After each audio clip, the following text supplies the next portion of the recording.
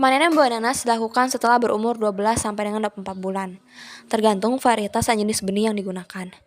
Biasanya ada dua metode benih yang digunakan. Benih yang berasal dari mahkota bunga dipanen setelah berumur 24 bulan. Tanaman yang berasal dari tunas batang dipanen setelah umur 18 bulan, sedangkan tunas akar setelah berumur 12 bulan.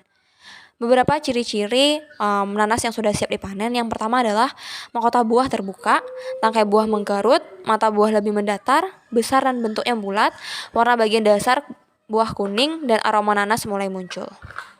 Sebelum proses pemanenan, buah nanas akan dicek dulu kadar gula dan warna dagingnya menggunakan alat refraktometer pada buahnya.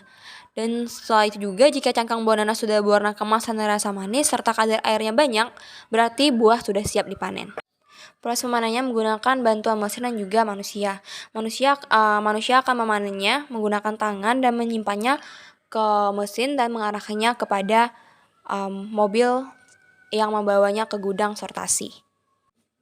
Buah yang sudah sampai di gudang sortasi akan dilakukan proses sortasi yang memisahkan buah yang baik seperti memisahkannya dari buah yang cacat, luka, busuk, atau bentuk yang tidak normal, serta tujuannya untuk mendapatkan buah yang seragam.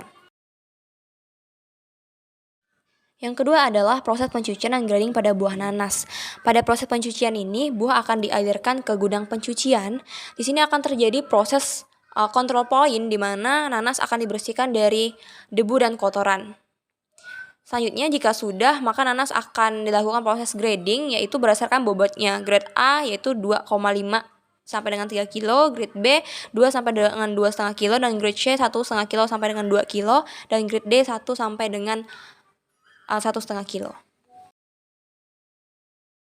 Selanjutnya adalah proses pengupasan dan pemotongan pada buah nanas. Buah nanas yang sudah dipisahkan berdasarkan berat nanas langsung diarahkan ke mesin pengupasan, yaitu pembuangan kulit nanas dan ampulur nanas, sehingga hanya menyisakan daging nanasnya saja. Pada proses ini adalah proses control point di mana kulit nanas harus benar-benar dibersihkan.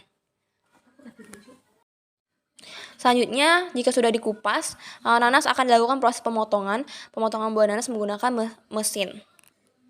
Jika sudah dipotong, akan dilakukan proses perendaman dan penirisan pada buah. Perendaman ini menggunakan larutan air garam. Jika sudah, maka akan ditiriskan menggunakan wadah yang berlubang. Selanjutnya adalah proses penggorengan buah nanas yang sudah dipotong dengan vacuum frying.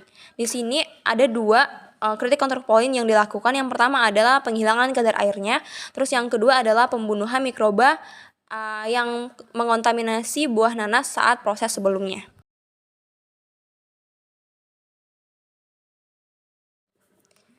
Jika sudah, maka akan langsung lanjut ke proses penirisan keripik nanas dengan mesin spinner. Di sini nanas akan dimasukkan ke mesin spinner sehingga minyak yang ada pada keripik nanas itu akan hilang dan berkurang.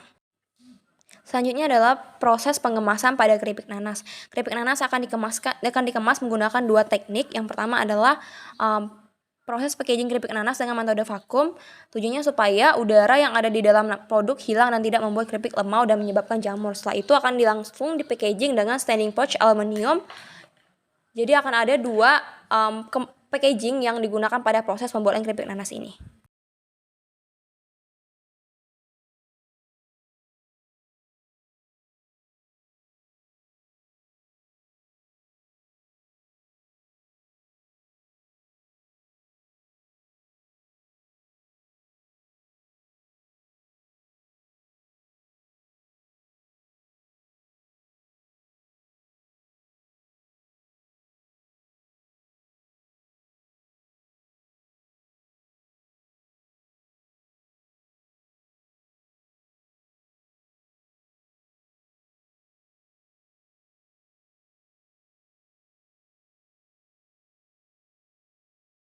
I know